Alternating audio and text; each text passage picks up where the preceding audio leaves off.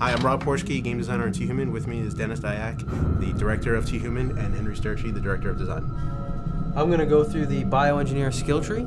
A master of cybernetics, as well as mundane combat, the bioengineer repairs damage sustained on the battlefield, increasing health bonuses of himself and his allies.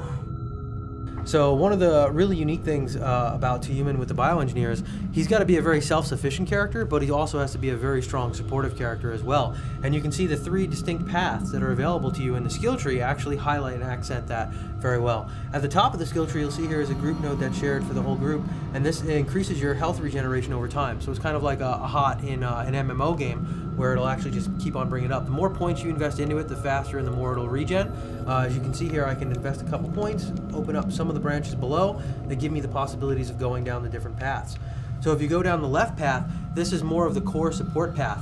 Some of the things you can do down here is actually charm enemies to get them to turn against each other and fight for you. You can deploy a mine that detonates an EMP radius that basically shuts the enemy units down for a period of time.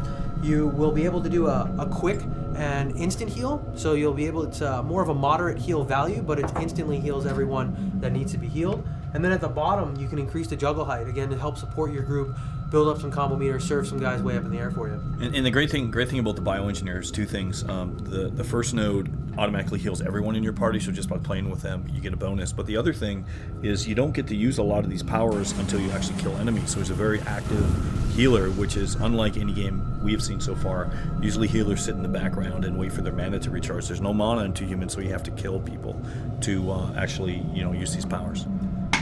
The middle path for the bioengineer is more of your conventional healer kind of cleric role. You can see here I can specialize in increasing my 2-handed weapon damage.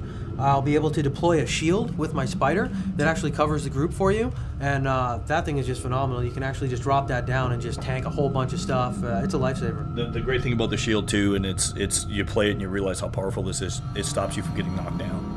And when the shield is up and your whole team has the shield and there's missiles coming in everywhere, the worst thing is getting knocked down and not being able to kill them. This just allows you to tank them through and just kill all the enemies really quickly. It's a great, one of the best skills in my opinion.